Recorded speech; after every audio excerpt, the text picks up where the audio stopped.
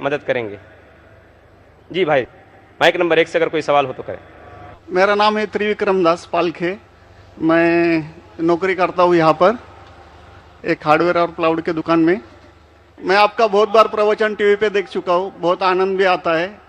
अक्सर आप का जो प्रवचन रहता है, जो हिंदू का जो आता है, आप वेदों से देते हैं, आप यानी जो भी वेदों से कंपेरिजन करते हैं। लेकिन हमारा जो वेद है वो अक्सर जो है वो स्वर्ग यानी जन्नत तक ज़्यादा करके ये करते हैं। लेकिन उसके आगे अगर हिंदू में अगर हम लोग जाएंगे, अगर सही में हिंदू भी नहीं बोलते, हम सनातन धर्म कहते हैं। जैसे आपने अभी व्याख्या किया था, नदी के पार के हिंदू उसको कहा जाता है। तो हम तो सनातन धर्म से है। तो सनातन धर्म में हमारा जो आता है, जो भगवत गीता, जैसे आपके अंदर जो ये है, जैसा बाइबल का अपनी इस्लाम का ये है, कुरान है, तो इसी तरह हमारा भगवत गीता है। और जो भगवान के बारे में जानना है यानी अल्लाह के बारे में जानना है, तो अगर हमारा है तो भागवतम है। तो भागवतम से हम लोग हमारा चलता है सब कुछ। अगर ये है वेद तो हमको स्वर्ग तक जाने के लिए है। लेकिन हमारा जो भागवतम है वो अल्लाह तक जाने के पहुँच तक है, यानी अल्लाह को हम सामने सामने देख के उनकी सेवा करने के लिए है। तो जो अभी आपने जो भी बोले थे, जो जवाब दिया था, अभी कर रहे थे औरतों के बारे में, माताजी लोगों के बारे में, तो हमारे भगवत गीता में भी लिखा है कि औरत को भगाता है तो उसको मार दीजिए। ऐसा नहीं है कि आपके इसमें सब में एक ही जैसा है। और आपका प्रवचन मुझे बहुत बहुत अच्छा लगा कि आपने जो कहा, जो लिखा गया किताब है वो किताब के मुताबिक चले तो बहुत आदमी सुखी रहता है। बाकी तो मैं और कुछ सवाल तो कुछ पर्सनल पूछना चाहता हूँ, बाद में मैं आपको मिलके सब पूछूंगा, सबके सामने नहीं पूछ सकता। लेकिन आपका प्रवचन सुन के मुझे बहुत आनंद आया। हमारे हिंदू भाई ने कहा है कि वो काफ़ी मेरे तकरीर देखते हैं टीवी पे और प्रसन्न होते हैं, खुसूसन जब मैं हिंदू धर्म के बारे में कहता हूँ। और वो कहते हैं कि वो सनातन धर्म को मानते हैं। और सनातन धर्म में भी आपको शायद ये पता होगा कि सबसे अव्वल किताब भगवत गीता नहीं है, वेद है। भगवत गीता सनातन धर्म अगर आप पढ़ेंगे, आर्य समाज, आप आर्य समाजिए, सनातन धर्म में बहुत से किस्म है। आपको इस्कॉन से मैं इस्कॉन, बिल्कुल इस्कॉन, हरे रामा हरे कृष्णा, इस्कॉन, ठीक है। तो इस्कॉन का तस्करा करता हूं। मैं गया था एक बार कलकत्ता में, और कलकत्ता में तकरीर थी मेरी। उस वक्त बारिश आती है, बारिश तो हो गई, लेकिन मेरे साथ आने वाले थे इस्कॉन के हेड कलकत्ता के। हम लोग दोनों जाते एक वैन में, वैनिटी वैन, मतलब जो बड़े मैदान में, यहाँ तो माशाल्लाह मैदान के बाजू में काफ़ी बिल्डिंग है, तो बड़े मैदान में प्रोग्राम होता है तो कोई ग्रीन रूम नहीं होता है, तो क्या करते हैं, वैन लेके आते, बस इसमें मेकअप रूम या आराम करने के लिए कंडीशन होता है। तो मैं इस्कॉन के हेड के साथ में बैठा था, तो उन्होंने वही बात कही जो आपने कहा, हमारे लिए सबसे अव्वल है भगवत गीता। मैंने बोला ठीक है, और कहे का वेद भी ठीक है। तो मैंने पूछा, ये भगवत गीता हिंदू धर्म में दो किस्म की किताब है, एक है श्रुति, एक है स्मृति। श्रुति मतलब जो भगवान की भेजी हुई किताब, वेद और उपनिषद। उसने कहा बिल्कुल सही। स्मृति किसे कहते, तो उसने कहने लगा स्मृति कहते वो जो आदमी की लिखी हुई किताब है, मिसाल के तौर पे मनुस्मृति। तो मैंने पूछा ये रामायण और महाभारत क्या है, तो उसने कहा यह है स्मृति। बेशक बिल्कुल सही जवाब था, मैं भी तालिब इल्म हूं। तो मैंने पूछा, बिल्कुल सही कहते, ऊपर आती है श्रुति, वेदा और उपनिषद।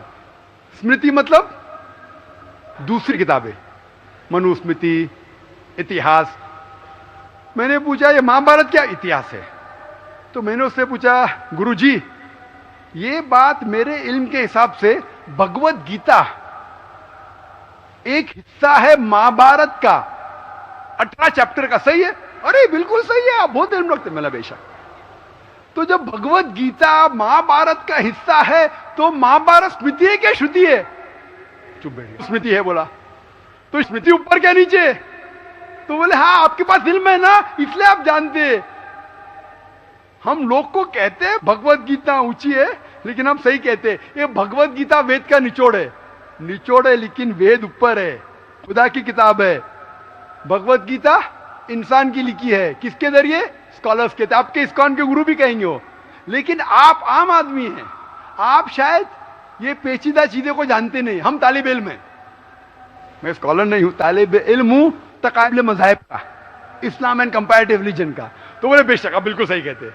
तो मैं कहूंगा अगर वेद और भगवत गीता में टकराव है, किसकी बात मानेंगे? तो बोले आमतौर पे तो हम कहते हैं भगवत गीता ऊपर है, लेकिन आप सही कहते हैं क्योंकि आपका दिल में। तो मैं वो डबल स्टैंडर्ड क्यों? जिसके बाद दिल में बदल जाता है क्या? 2+2 4 ही रहता है, चाहे वो सेकंड स्टैंडर्ड में या 10th स्टैंडर्ड में 2+2 वही रहेगा, 4 बदलेगा नहीं। तो मैं ये कहता हूं गुरुजी से, आपके संत से, कि आप अपनी किताब लोगों में आम करो, हिंदुओं में आम करो वेद। लेकिन हिंदू धर्म में सिर्फ ब्राह्मण ही वेद को पढ़ सकता है, क्षत्रिय नहीं पढ़ सकता है। क्यों? बाकी लोग नहीं पढ़ सकते, वैश्य शूद्र नहीं पढ़ सकता। क्यों? हमारे मजहब में ऊंच नीच नहीं है, काला या सफेद, अमीर या गरीब, राजा या फकीर कुरान पढ़ सकता है। नमाज के लिए जब उस ईश्वर की हम इबादत करते हैं, जब खड़े होते नमाज के लिए कंधे से कंधा मिला के करते, चाहे वो फकीर या अमीर या गरीब, फकीर या राजा साथ में खड़ा है तो कंधे से कंधे मिला के खड़ा होता है। और आप यहां देखेंगे, और मैं अल्हम्दुलिल्लाह कई बार सऊदी अरब गया हूं और किंग अब्दुल्ला की दावत पे भी गया हूं, माशाल्लाह उनकी सिक्योरिटी रहती है, तो सिक्योरिटी हट जाती है, आप साथ में तो साथ में अल्हम्दुलिल्लाह। राजा या फकीर, अमीर या गरीब, काला या सफेद, यकसा है। तो मैं ये कहना चाहता हूं, आप बिल्कुल सही कह रहे थे कि वेद स्वर्ग की बात करता है लेकिन खुदा की बात भी करता है। भगवत गीता में भी स्वर्ग की बात लिखा है, खुदा का भी लिखा है। आप बोले अल्लाह के करीब आने के लिए भगवत गीता सही है, बराबर। मैं ये नहीं कह रहा हूँ कि ये वेदों में नहीं कहा है, वेदों में बहुत आखिरी में आता है, लेकिन जो भगवत गीता जो है वो डायरेक्ट भगवान हुआ है, यानी अल्लाह ने कहा हुआ है, ऐसा है।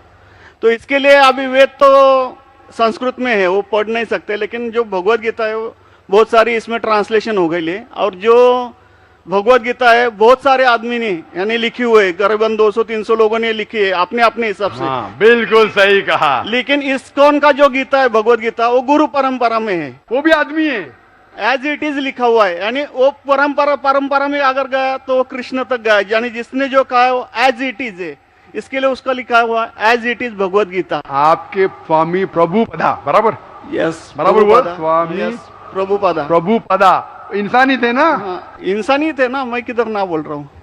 ये हमारा कुरान जो है ना, डायरेक्ट अल्लाह की तरफ से तो ना मोहम्मद सल्लल्लाहु अलैहि वसल्लम ने लिखा है। वही हम लोग ने ये कुरान जो है डायरेक्ट अल्लाह की नाजिल यूं बहू। इसलिए जितने भी दिगर मज़ाहिब की किताब है, जैसे वक्त जाने लगे बदलते गए। आप बिल्कुल सही कहते, 300 किस्म की किताब है, बाइबल सैकड़ों किस्म, हमारे IRF में 200 किस्म की बाइबल है। आप किस में मानेंगे? कुरान आप लो, कोई भी कुरान लो, इंडिया में, अमेरिका में, यूके में, हिंदुस्तान में, पूना में, हूबहू वही है। एक लफ्ज की बात दूर रही, आ की मात्रा, ई की मात्रा, जबर जेर पेश, वो भी फर्क नहीं है, फत्ता दम्मा कसरा में भी फर्क नहीं है। ओरिजिनल कुरान में तो फत्ता दम्मा कसरा था नहीं, लेकिन आज जब हम पढ़ते हैं माशाअल्लाह। तो मैं ये कहना चाहता हूं, जितनी भी किताबें पहले आई, आज भी आप बिल्कुल सही कहते हैं, भगवत गीता वेद का निचोड़ है। लेकिन जब निचोड़ होता है वो असली फल से कॉन्ट्रडिक्ट करे तो फल और अहम है। मैं बिल्कुल मानता हूं, स्वामी प्रभुपदा मानते हैं कि भगवत गीता क्या है?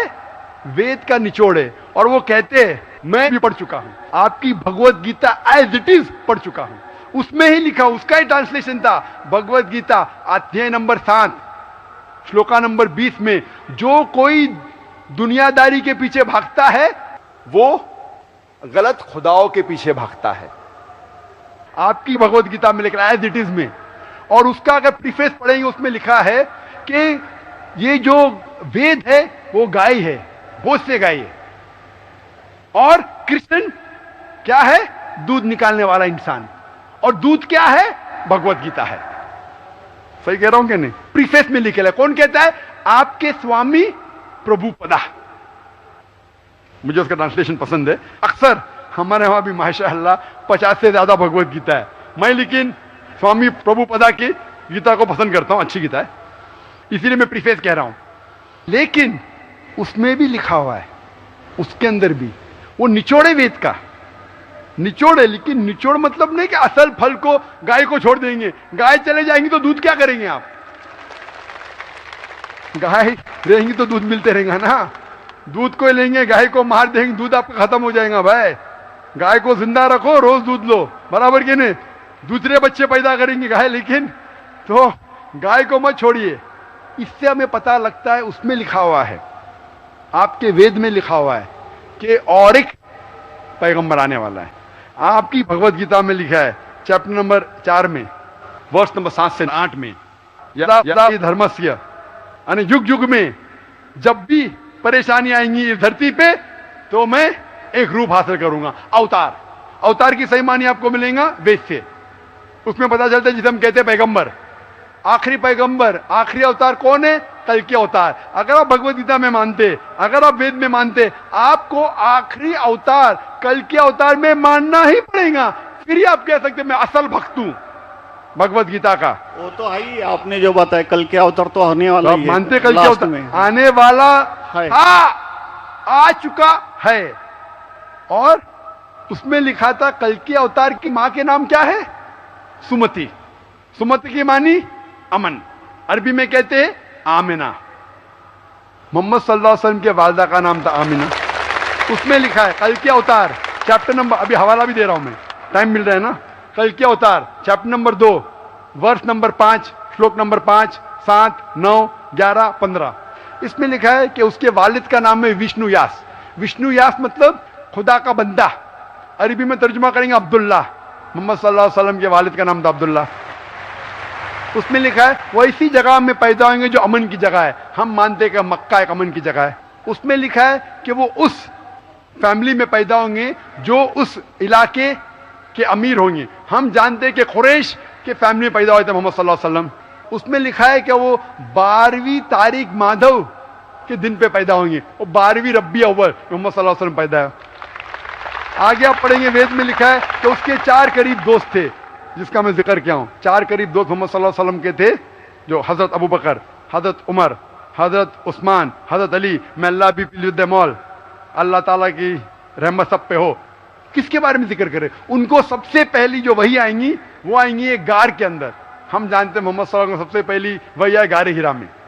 फिर वो करेंगे हिजरत, नॉर्थ की तरफ फिर से वापस आएंगे।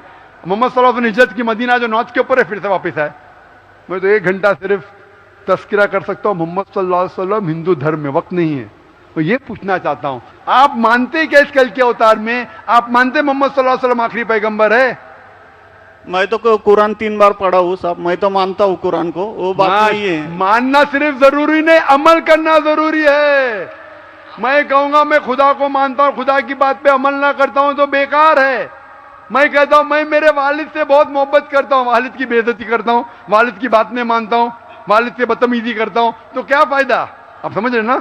समझ रहा हूँ मैं, लेकिन आपने कुछ पहले ही अभी 10-15 मिनट पहले ही आपने कहा था कि जो भी है, कुरान है, वेद है और बाइबल है, कि जो जो उसमें लिखा हुआ है खुदा ने उसके ऊपर अमल करना चाहिए। तो मैं अपने इससे अमल करता ही हूँ, जो कुछ मानता तो हुई है खुदा एक ही है करके, वो तो मानता ही है। बिल्कुल मैं नहीं बोल रहा कि आपके लिए कोई खुदा अलग है, मेरे लिए कोई अलग है, या ईसाई के लिए कुछ अलग है। आप सनातन धर्म के हैं, मैं जानता हूँ सनातन धर्म में एक खुदा को मानते हैं। वो मानते खुदा की प्रतिमा नहीं, अक्स नहीं है, बराबर ये मानते। लेकिन मैं ये जानना चाहता हूँ, आप कल के अवतार में आप मेरे सवाल को घुमाओ मत।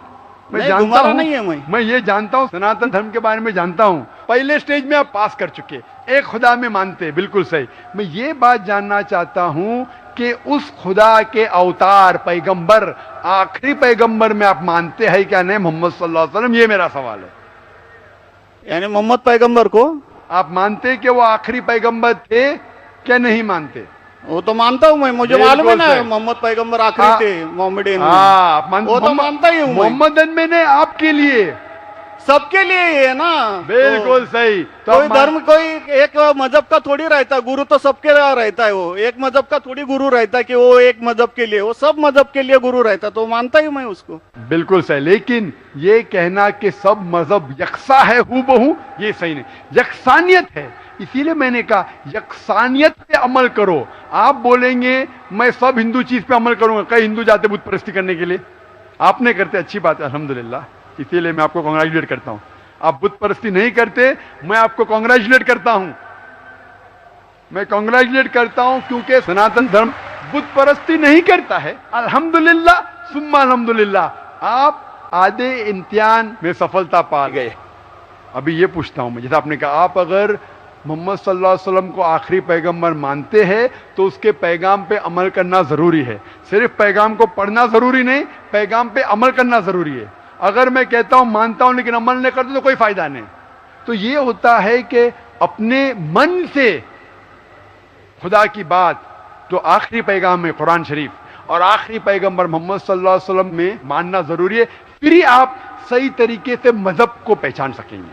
Hope that answers the question. नहीं, थैंक यू। कुछ बोलेंगे आपको? मुझे ये कहना चाहिए था, अभी आप बोल रहे थे अमल करना चाहिए, अमल करना चाहिए, तो मैं मोमिन बनने का पूरा कोशिश किया, क्योंकि मैं वो मोमिन का क्या रहता है वो 3-4 इसमें सुन चुका हूँ। मोमिन का क्या रहता है? मोमिन का जो बताया था ना, क्या जो रीजन जो कैसा रहता है मोमिन, कैसा रहता है मैं जानना चाहता हूँ। नहीं, मैं इतना याद में जितना रखा हूँ मैं जो भी बोल याद नहीं है सकता है, जो भी याद है बोल लीजिए, नो प्रॉब्लम। जो कमी है मैं पूरी कर लूंगा। नहीं यार, जान लीजिए, अगर दूसरे को भी क्वेश्चन पूछना है मैं आपसे मोहब्बत करता हूँ, मैं आपको पर्सनली मिलता हूँ बाद में। अच्छा, बाद में मिलेंगे स्टेज के बाद इंशाल्लाह। ठीक है, हरे कृष्णा।